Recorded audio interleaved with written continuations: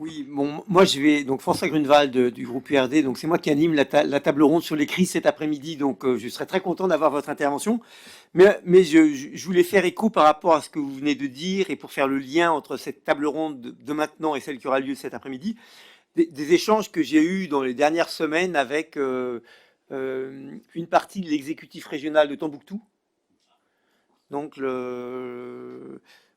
Ould Ahmadi, le président, l'ancien vice-président, l'ancien président qui est maintenant qui vient d'être élu secrétaire général de l'Association des régions maliennes. Et donc c'est des gens qu'on connaît depuis 30 ans. La coopération, et moi qui suis Rhône-Alpin, la coopération Rhône-Alpes avec Tombouctou date d'avant même la régionalisation au Mali. Toute une série d'ONG, Grégory Doucet les connaît bien puisqu'il en fait partie. Avant d'être maire, il était à Handicap International, qui a été un grand acteur de la coopération régionale Rhône-Alpes avec les collectivités Rhône-Alpes et Tombouctou avec les collectivités de Tombouctou.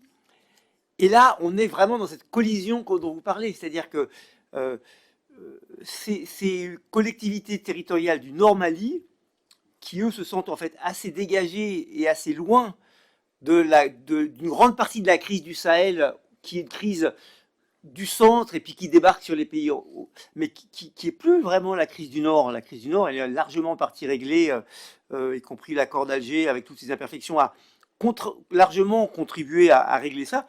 Et ils sont complètement là-dedans et ils se sentent mais terriblement dépourvus de relations humaines avec leurs collègues. Heureusement, WhatsApp marche bien, Twitter marche bien et Zoom marche bien. Mais voilà, les contacts humains qui ont été la clé, et y compris qu'ils savent quelle a été la bataille de notre côté pour garder cette coopération régionale Rhône-Alpes avec Tombouctou quand il y a eu des changements politiques au haut de l'exécutif rhône-alpin. Et heureusement qu'il y avait les services de la coopération territoriale de Rhône-Alpes qui ont poussé, et nous on les a aidés pour ça, à ce qu'on arrive à assurer que malgré les changements d'exécutif et de ligne politique, cette coopération de territoire à territoire continue. Et là, on est dans une phase de blocage. Les autorités maliennes disent toute structure financée par de l'argent français, out. Et côté français, on dit désolé, plus d'argent pour le Mali. Et alors là, qu'est-ce que les régions, qu'est-ce que les collectivités territoriales peuvent faire par rapport à cette situation bloquée? Et moi, j'écoutais mes amis des territoires du Nord Mali qui me disaient mais qu'est-ce qu'on peut faire, François? Aide-moi, aide-nous.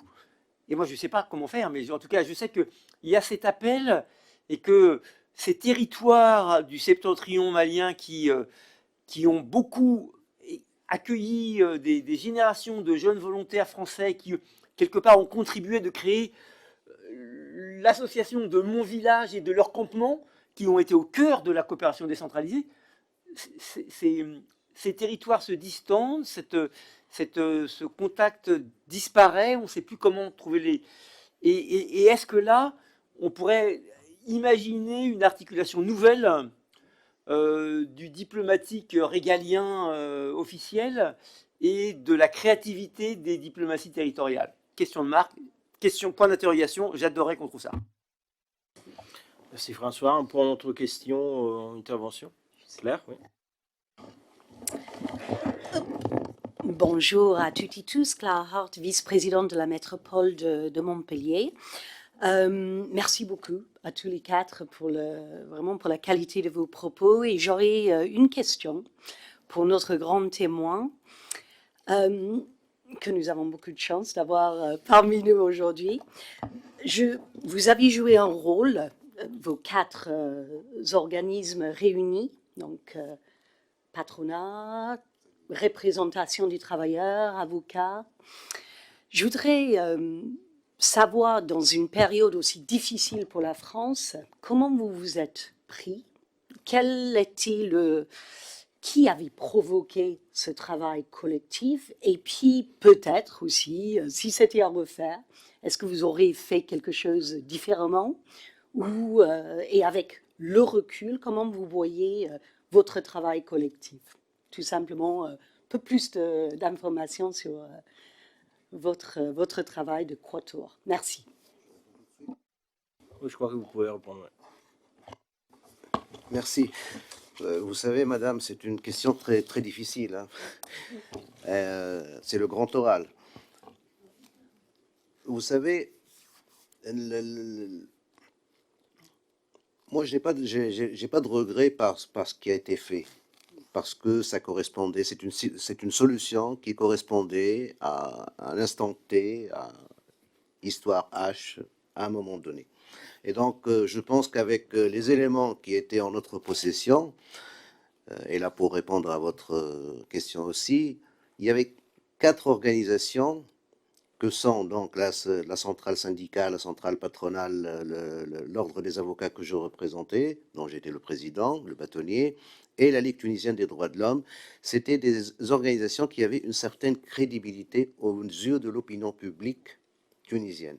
Et donc ça a fait que ce que nous allions proposer, que nous proposions, était plutôt accepté par les populations, par la population, et il y avait une pression donc sur la classe politique qui régnait à l'époque, qu'on appelait la Troïka, le gouvernement de la Troïka, qui s'éternisait au pouvoir sans finir la Constitution, sans finir le processus de transition pour organiser des élections législatives, présidentielles, etc., et pour donc faire l'alternance qui était souhaitée à l'époque. Alors, pour aussi répondre à votre question, si c'était à refaire, oui. Si c'était avec les mêmes données, oui.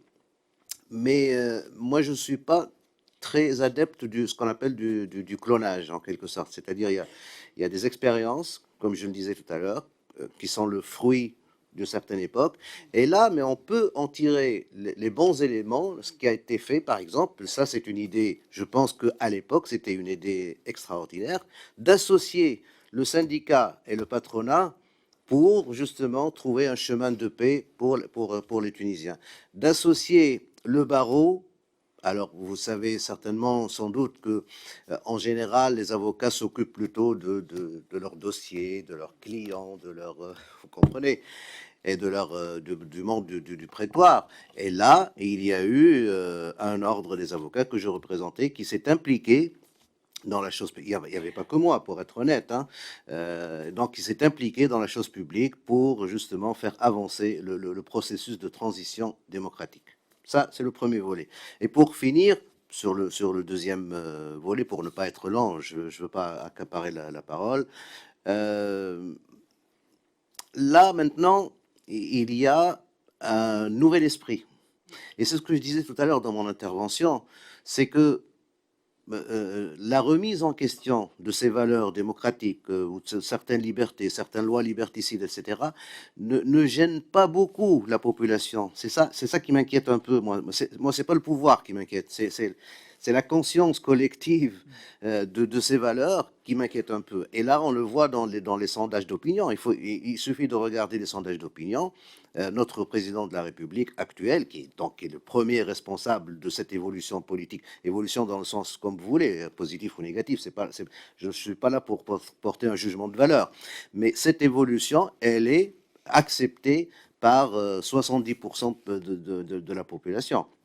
Et donc, alors que nous, c'est ce que je disais aussi tout à l'heure, intelligentsia, entre guillemets, on se trouve un peu perdu entre la défense des droits de l'homme tels qu'on les a connus et ce nouvel état d'esprit, ce populisme régnant, et pas qu'en Tunisie, comme je le disais tout à l'heure, un peu partout dans le monde.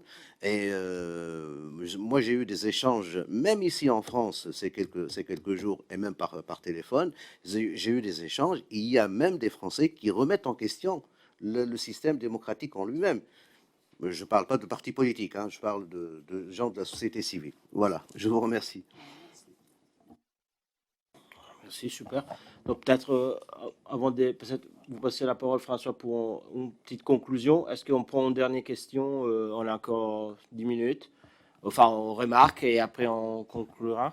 Est-ce que quelqu'un souhaite s'exprimer?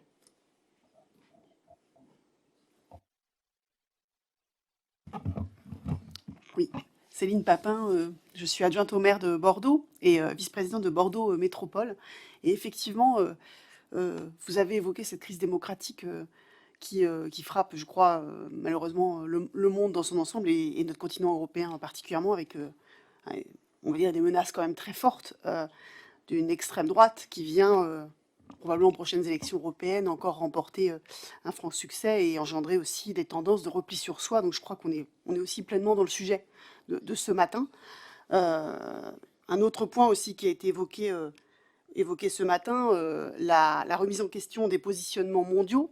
Nous, on le constate dans les différents réseaux de collectivités dans lesquels on participe. On voit bien une évolution de ces réseaux vers des positionnements politiques plus marqués, dans lesquels, effectivement, le continent européen et les valeurs que l'on défend à travers donc ces réseaux eh bien, sont davantage en minorité aujourd'hui, notamment quand on évoque voilà, certains sujets de droits de l'homme ou d'égalité femmes-hommes, par exemple. Donc c'est vrai que peut-être que moi je suis une jeune élue, je suis élue depuis 2020, j'ai peut-être pas le recul que peuvent avoir certains et certaines ici, mais j'ai le sentiment qu'effectivement les collectivités locales, les villes aujourd'hui sont finalement amenées, quand bien même ce serait malgré elles, à avoir effectivement un rôle à jouer dans cette diplomatie internationale, ne serait-ce que parce que précisément les représentations nationales, les États, eh bien, même les plus démocratiques d'entre eux, sont aujourd'hui sous la menace de cet idéal démocratique en crise.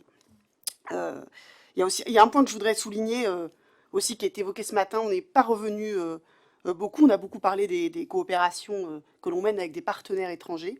Un point qui a été évoqué par le maire de Lyon, la question de l'ouverture de nos citoyens à l'extérieur, l'émancipation que cela peut offrir. Je crois que c'est aussi un volet important que l'on mène dans notre action internationale au niveau des collectivités. Voilà. C'est vrai que c'est un volet qu'on essaye de développer fortement. L'internationalité de nos territoires, elle est là, elle est présente, elle existe.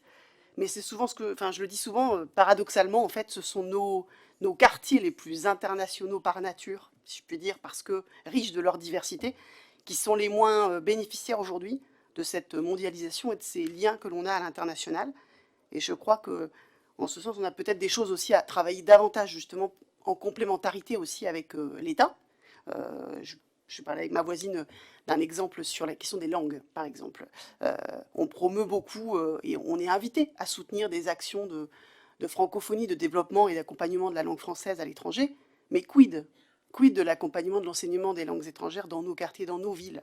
En fait, aujourd'hui, on le sait, sur un certain nombre de langues, je pense par exemple à l'arabe, aujourd'hui, il n'y a pas de réelle offre dans grand nombre de territoires en France qui permet l'apprentissage dans un cadre, dans un cadre qui offre des perspectives aussi professionnelles de la langue arabe.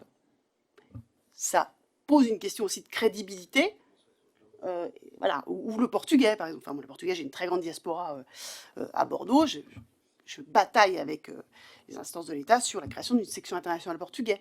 Je crois que c'est aussi une manière d'ouvrir notre population à l'international et aussi d'offrir à une partie de la population des perspectives, y compris en termes professionnels. Voilà, je veux juste apporter ces petits éléments depuis Bordeaux.